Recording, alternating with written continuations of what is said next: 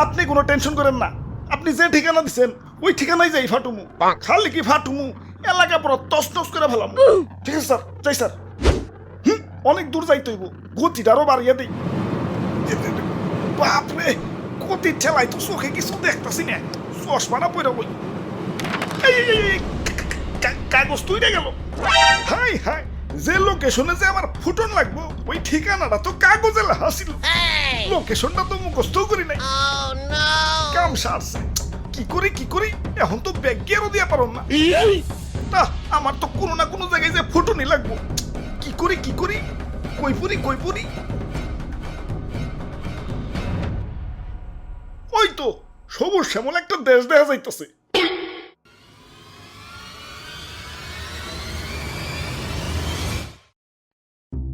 ভাই যাইতে দেন ভাই, দেরি হয়ে যাইতাছে। আব্বে হালায়, তুমি কোন এসে দেখছো? চাঁদা পয়েন্ট, মানে চাঁদা ছাড়া ঢুকতে দন যাবো না। ওরে বাপুরে, ইয়া চাঁদা দেও আর আগে বাড়াও। চাঁদা তুলেন কেন ভাই? এটা তো ঠিক না ভাই।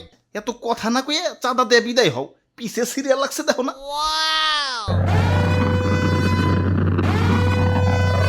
আরে আরে খারাও তো তাড়াহুড়া গেলা। ওই আমার পতাট কেউ না, আমার একটু সামনে গিয়া ফুটতে হইব। কিন্তু সামনে যাইতে হলে যে চাঁদা দেন লাগবো।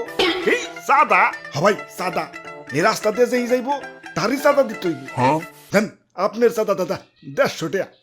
150 টাকা? এই আমার কাছে কোনো টাকা নাই। টেকা না থাকলে তো যাইতে দেন যাবো না। ওই ইমার্জেন্সি ভাই, আমার একটু সামনে যাই ফুটন লাগবো, যাইতে দাও ভাই। না না, চাঁদা ছাড়া তো কোনোভাবেই যাবার দেন যাবো না। কাম সারছে রে, কোন দেশে বললাম? অন্য দেশে ঢুকতে গেলে তো এন্টি মিসাইল সিস্টেমের মুখোমুখি হইতে হয়, এনে তো চাঁদার মুখোমুখি অন লাগতাছে। ওরে বাপুরে, এইটাই আমাকে উন্নত প্রযুক্তির এন্টি মিসাইল সিস্টেম। আরে ভাই বুঝতাছো না, ইমার্জেন্সি ভাই, আমার সামনে যে ফুটন লাগবো।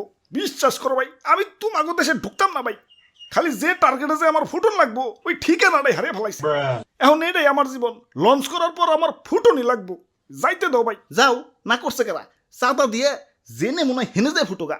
খালি শপিং মলটা বাদ দিয়ে, কারণ বাঙালি 99% এখন শপিং মলেই। ওরে বাপুরে, ইয়া চাঁদা দেও আর আগে বাড়াও। চাঁদা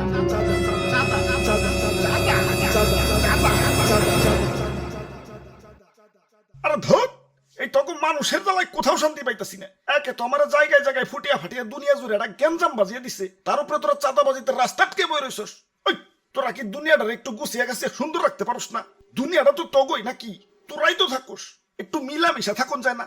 লোভ, হিংসা, ক্রোধ, ক্ষমতা তখন তো দিন দিন অমানুষ বানিয়ে দিতাছে।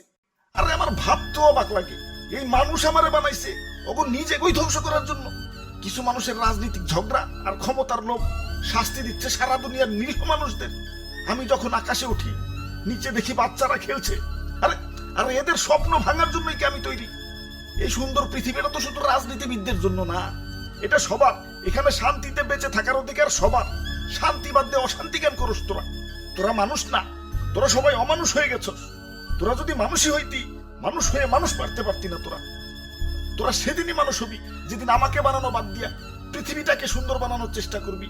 তোরা সেদিনই মানুষ হবি যেদিন আমাকে বানানো বাদ দিয়া নিজের ভাইদেরকে বুকে টেনে নিবি।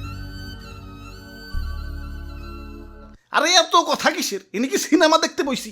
ভালোই চাঁদা দিয়ে যাও, চোখের সামনে থেকে সরো, জ্ঞান দিতে আইছে।